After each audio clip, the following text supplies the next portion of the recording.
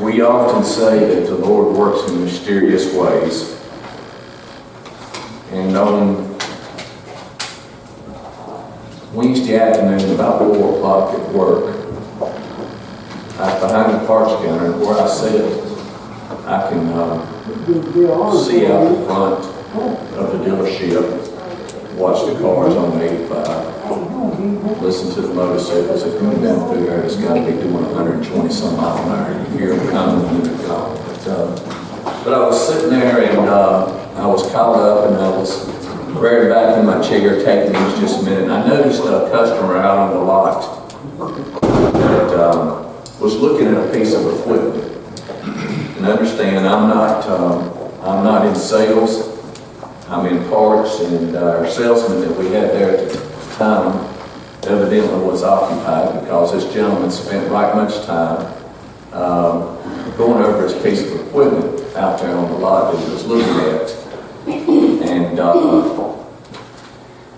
I said the business thing to do is for me to get my added parts chair and go out and at least greet this individual on the lot looking at this piece of equipment that I knew very little about. But I'm going out. I do like to talk a little bit from time to time, so I grabbed a notepad and ink pen in case he wanted me to take his name and number and share it with a salesman. So we got out there and introduced myself and was talking to him. I'm going to say he was probably about my age, maybe a little bit younger.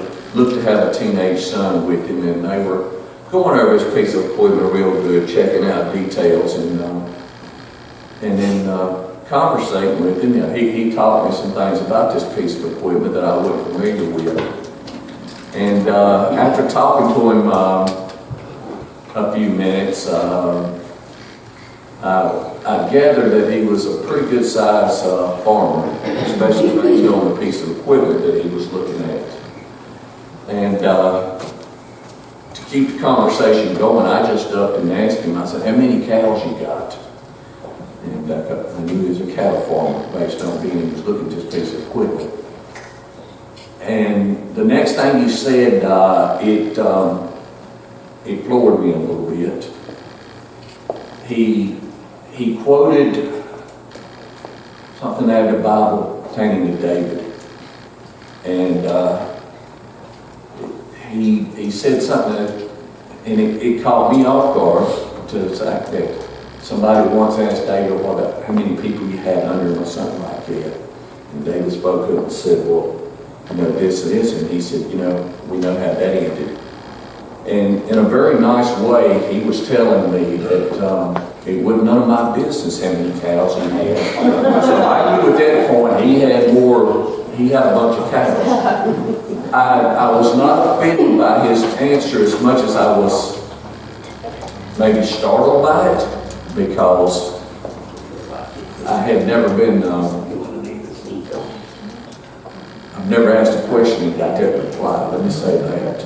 So we talked on a little bit, and then another comment was made, and I'm thinking,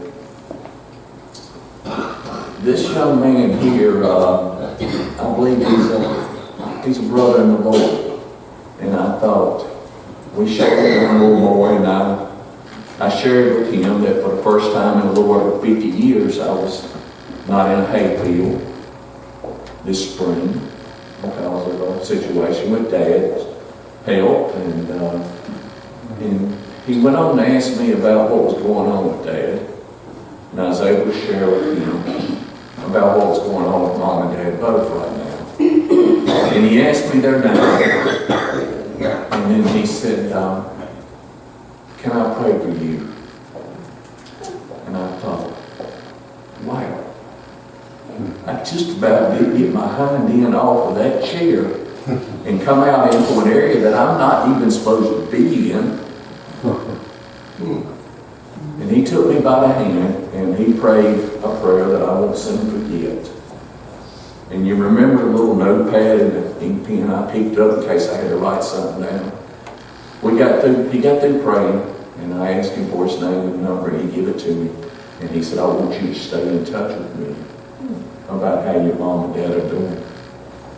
because he said, I am a firm believer.